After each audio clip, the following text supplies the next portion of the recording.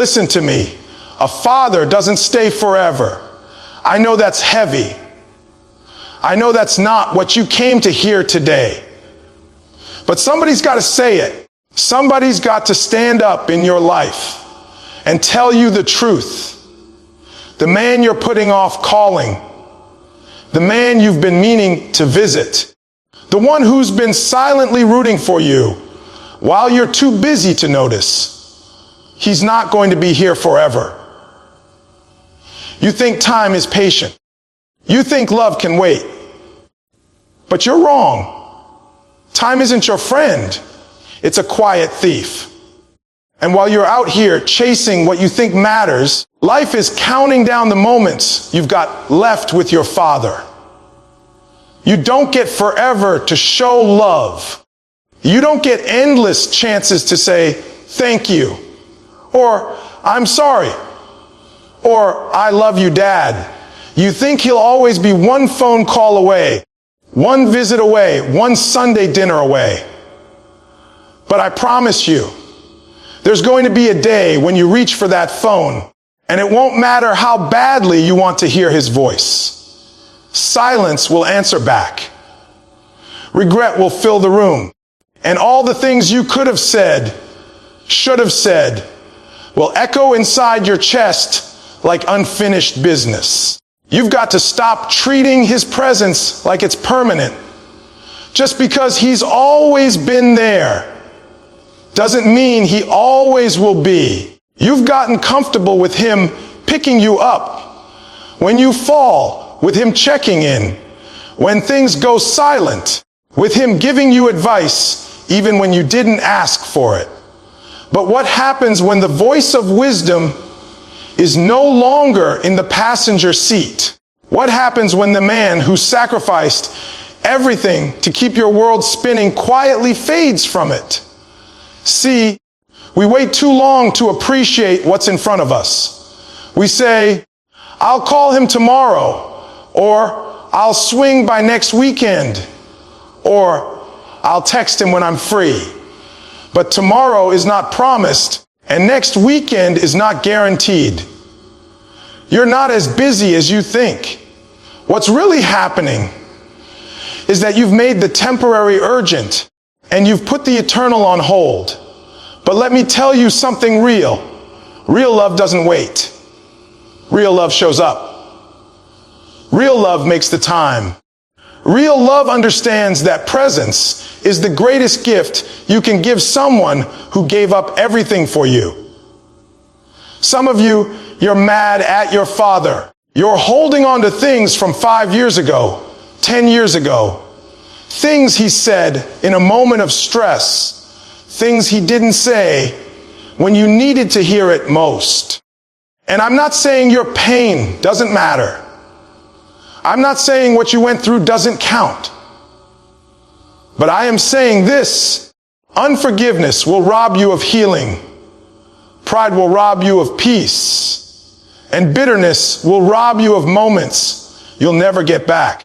You think you're winning by keeping your distance, by protecting yourself from a man who maybe didn't know how to love you perfectly. But what if he was doing the best he could with what he had? What if his silence was shaped by the silence of his own father? What if his tough love was the only love he ever knew? At what point do you stop judging him for what he wasn't and start honoring him for what he was? He stayed. He showed up. He worked. He tried. That alone deserves something. You've got a chance right now, while he's still here, to bridge the gap. You've got a chance to sit down, look him in the eye, and let your walls down. You've got a chance to make peace. And maybe you think it's awkward. Maybe you think it's too late. But let me tell you something. It's never too late to love. It's never too late to reach out. It's never too late to let your heart speak louder than your ego. You've got to appreciate his presence before it's just a memory. Because when he's gone, no amount of money will bring him back. No title, no degree, no achievement. None of it will fill the space he used to occupy. That chair at the table will stay empty.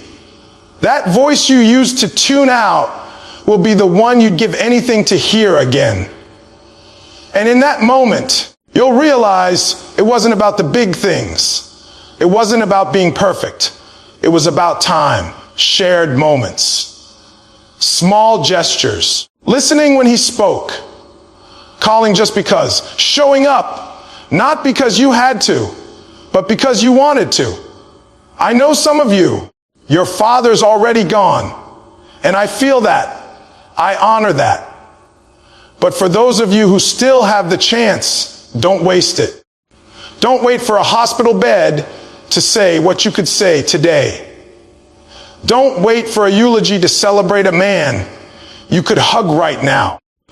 If he's still breathing, there's still time. If he's still walking, you better walk with him. If he's still talking, you better listen. Love him now. Honor him now. Forgive him now. Tell him now. Because a father doesn't stay forever. But the love you show him while he's here, that's the part that never dies. Let me tell you something. You've been listening to your father's stories, but have you been learning from his scars? There's a difference. See, a lot of people can recite what their father said, but very few take the time to understand what he survived. You hear about the job he worked, but you don't feel the exhaustion in his bones. You hear about the house he built, but you overlook the dreams he buried just to keep food on the table. You know his schedule, but do you know his sacrifices? Because if you don't, you're missing the real lessons. Your father wasn't just talking to fill the air. He was trying to leave a blueprint. But too many of us are so quick to tune him out, thinking we've got it figured out. Thinking the world has changed too much. Thinking his struggle doesn't apply to us. But listen, pain doesn't expire. Discipline doesn't go out of style. Wisdom from wounds is always relevant. You don't need your father to be perfect to learn something powerful from him. What you need is humility. What you need is a willingness to listen, not just to the words, but to the weight behind them. There were nights your father couldn't sleep, but he got up anyway. Mornings he didn't want to go to work, but he showed up. Days his body ached, but he pushed through. And you think that's just normal. You think that's just what men do. No, that's what sacrifice looks like. That's what love looks like when it doesn't say a word. He didn't always explain what he was doing. He just did it.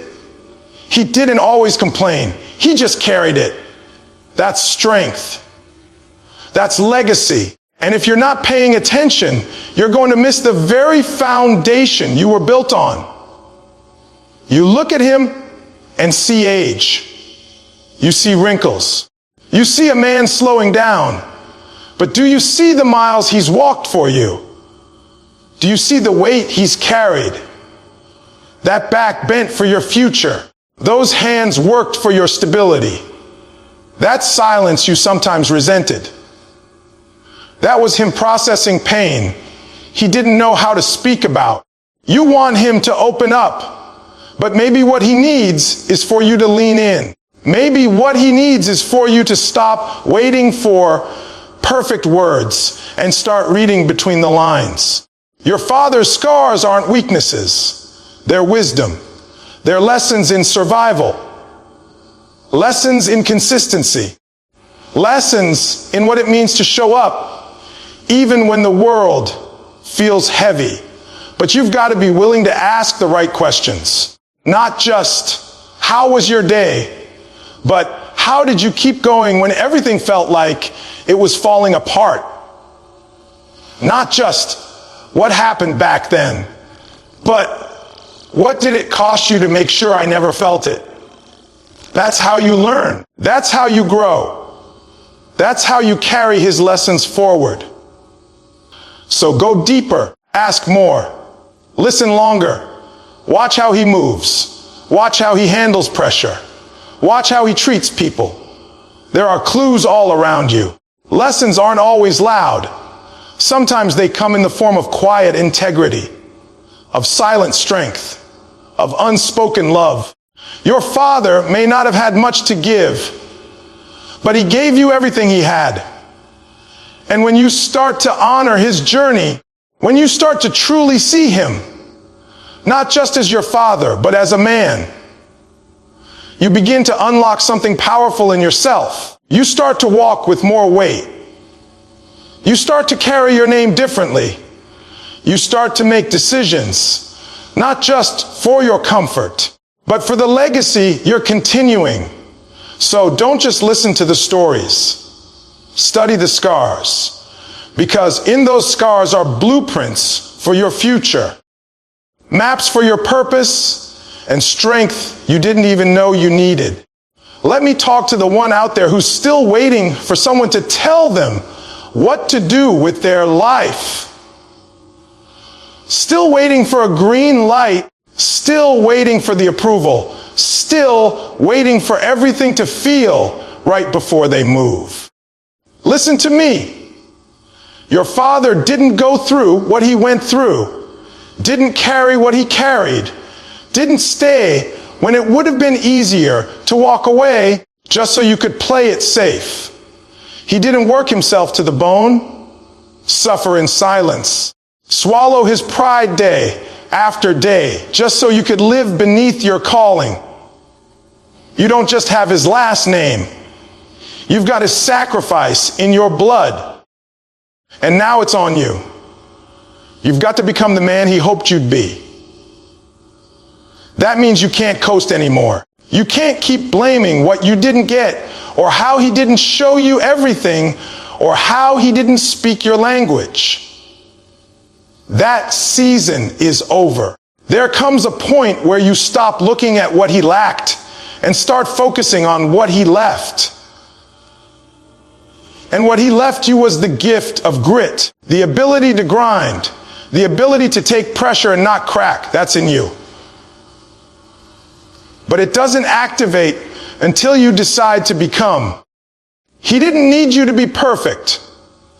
He didn't need you to be famous. He didn't need your name in lights. What he needed was for you to carry the baton forward, to stand up straight, to make the kind of choices he only dreamed about, to be present in your family in a way he may not have known how to love your kids with the kind of tenderness he couldn't always access, to take everything he gave and build something better, not because you're better than him, but because he wanted more for you than he had for himself. And I know some of you didn't grow up with your father in the house. Maybe he left. Maybe he passed. Maybe he was physically present, but emotionally distant. Maybe the relationship is complicated. But even then, the assignment doesn't change. Because even if your father gave you very little, you've seen enough to know what not to be. You've seen enough to know what you needed. That means you still have a blueprint. You still have a fire, and you can still become. You've got to stop making excuses and start making moves. Stop hiding behind your pain and start building from it. You want to honor your father. Then become the man that makes his pain count for something. The man who doesn't just survive, he leads. He lifts others. He owns his name. He creates a legacy that echoes louder than anything he ever said. You think it's about words, but it's not. It's about decisions. It's about how you respond when life punches you in the mouth. It's about how you show up when your back's against the wall. It's about whether you're dependable, consistent, disciplined. That's what your father was praying for. Not a superstar, not a hero. Just a solid man who honors his commitments, speaks with integrity, walks with purpose, and doesn't fold under pressure. That's what he wanted, and that's what you've got to become. Look at your life, the habits you're forming, the thoughts you're allowing, the people you're surrounding yourself with. Are they helping you become him? The man your father hoped you'd grow into? Or are they distracting you, deterring you, delaying you? Because every day, whether you realize it or not, you're either becoming closer to that vision or drifting further away from it. And the worst thing you could do with your father's legacy is waste it. Let it sit. Let it die with him. No, let that man's sweat and sacrifice live through you. You don't need to wait until you feel ready. You just need to start. You don't need every answer. You just need to commit. Commit to rising early. Commit to doing hard things. Commit to showing love even when it's uncomfortable. Commit to becoming the protector, the provider, the guide. Not because someone's watching, but because that's who you are. That's who you were raised to be, even if the raising was rough. And let me tell you something. Your kids, your community, your circle, they don't need a perfect man. They need a present man, a powerful man, a man who's anchored, who knows who he is, and who refuses to run when life gets real. And I promise you, if your father could speak to you clearly right now, if he could sit down and look you in the eyes, he wouldn't talk about money. He wouldn't talk about mistakes. He wouldn't even talk about pain. He would say, "Son, don't let what I went through be in vain. Don't waste my time. Don't waste my name. Make it count." You become that man through consistency, through owning your story, through breaking cycles, through loving when it's easier to shut down, through getting back up every single time you fall. That's the man your father was building. That's the man your father stayed for. That's the man your father needed when he couldn't be strong himself. So even if he never said it with words, hear it with your heart. He wanted you to become the man who doesn't run from responsibility, the man who builds more than he complains, the man who shows the world that real strength is quiet and relentless. This isn't just about you. This is about legacy, about rising to a standard that was set for you before you even knew how to spell your own name. You don't have to be loud about it. You don't need applause. Just become him. The man who walks into every room and makes it better. The man who loves deeply, leads boldly, lives purposefully. The man whose presence speaks volumes because his character was forged in discipline and love. Your father may not have stayed forever, but he gave you enough to become who you were born to be. Now, it's your turn. Carry it well. You need to understand something deep right now. Legacy is not something you inherit. It's something you build. It's not automatic. It doesn't come with your father's last name. It doesn't come with his job title, his reputation, or the things he left behind in a will. Legacy isn't about what's written on paper. It's about what you do with the life he gave you, the lessons he left you, the sacrifices he made for you. That's your work now. It's your assignment. It's your turn to pick up the bricks he laid down and build something that lasts. A father doesn't stay forever, but the choices he made, they echo his decisions, his pain, his example. Good or bad, they shape the frame of your future. And now you've got to choose. Are you going to continue that legacy, expand it, honor it, or are you going to let it stop with you? See It's easy to talk about honoring your father. It's easy to get emotional when you think about all the things he did, all the ways he showed up when nobody else would. But emotions fade. Legacy doesn't. Legacy is action. Legacy is responsibility. Legacy is picking up the weight and carrying it when no one's watching. It's waking up early, not because you have to, but because you know somebody once woke up early for you. It's doing the right thing, not for applause, but because somebody once did right by you even when it hurt them. It's being consistent, not perfect. Legacy isn't loud, it's lasting.